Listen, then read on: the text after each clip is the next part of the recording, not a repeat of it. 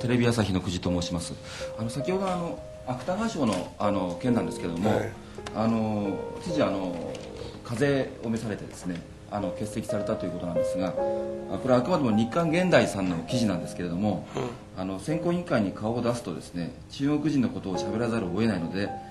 あえて欠席したという見方もあるという記事が書いてあるんですけども、何現代？日刊現代さんというこれいつもいい加減なこと書くよ。相手にしてね、そんなものは全く違います。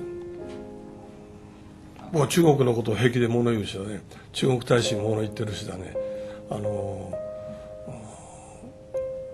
れは中国大使に言ったら、私は中国の文化好きですよ、共産主義共産政権は嫌いって言ったんだから。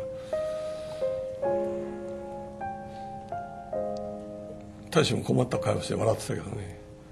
いいじゃないですか。それで別にそれに遠慮して私は行かないわけないでしょ、大事な仕事なんだから。はい。